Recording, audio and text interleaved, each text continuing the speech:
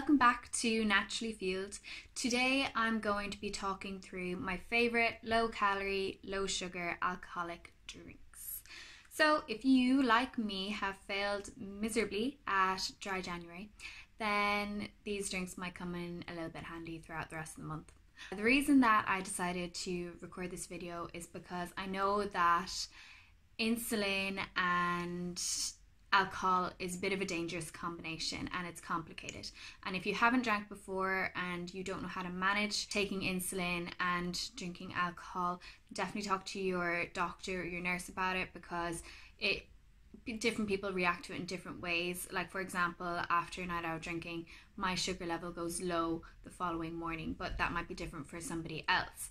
I actually have a full blog post written about this up on my website naturallyfueled.com, and I will post a link in the description box to it if you're interested.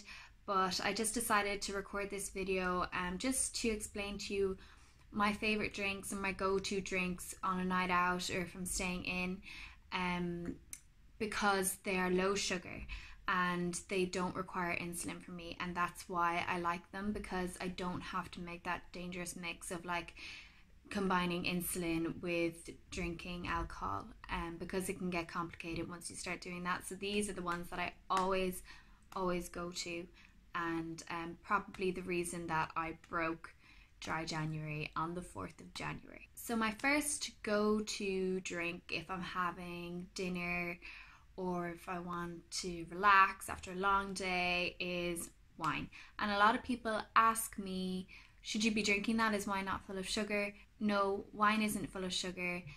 That is a misconception that a lot of people have, but you just need to make sure that you are drinking a dry wine. So a good white dry wine is Pinot Grigio. Most of the time that is always dry. And for red, I like Cabernet Sauvignon. There's so little sugar in Pinot Grigio that it requires no insulin whatsoever for me. A glass or 2 glasses, absolutely none. The same goes for a glass of Cabernet Sauvignon as well. I never need any insulin with it. Now that might be different for you, but try it out and see how it goes. So my second go-to is a gin and slimline. And a lot of the time barmen are going to think you're being picky, and it's happened to me so many times where I've asked for a slimline and they've given me a normal tonic, and I have to go back up to the bar and say, sorry, I asked for a slimline. And I know they're like rolling their eyes and thinking, ugh, but it makes a difference because it means I won't have to take insulin, whereas I'll have to take like a unit of insulin with a normal tonic. So definitely ask for a slimline anytime you're going for a gin and mixer. Thirdly this is my actual favourite, I think, vodka, sparkling water and a dash of lime cordial. And I love this because it's the perfect drink to have on a night out, because you don't really want to be holding a glass of wine in your hand all night if you're at a club or anything like that. When you ask for a sparkling water, they give you quite a big bottle, so you can actually use it for you can use it for your next vodka as well, which is a good way of saving money, which I need to do. So that's a tip. You can get sugar-free lime cordials, but for me, because it's only such a small dash of lime, it doesn't do anything to my sugar levels. But if you find that you might be a little bit more sensitive to that, then there are sugar-free lime cordials out there. So yeah, definitely look into that. So fourth is my newest discovery, which I'm loving at the moment, is the Smirnoff Spiked Seltzers. I think I'm pronouncing that right.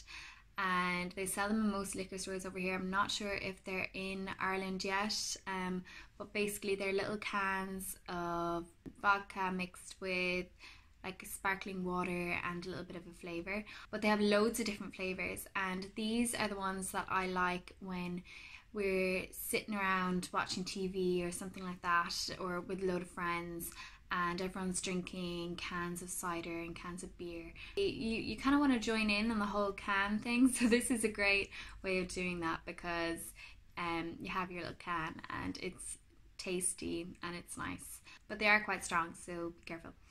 And fifth is something that I would definitely recommend doing, is to buy a sugar-free syrup online. And I recently got one online from Torani, and I got the sugar-free vanilla syrup, and you can actually go on to the Torani website and they give you little recipes for cocktails, which I love. And I tried out this one. It was called the Vanilla Cream Martini, and I just have it here. It was 2 ounces of vodka, 2 tablespoons of Torani sugar-free vanilla, 2 tablespoons of non-fat milk, and 4 tablespoons of soda water. Didn't do anything to my sugar levels, and it tasted divine. And they have so many more on their website as well. They have like raspberry, they have strawberry. They're so handy to have if you're having people over for like a nice kind of dinner drink situation. You can make little cocktails. It's a really good idea, so I would definitely invest in some of them.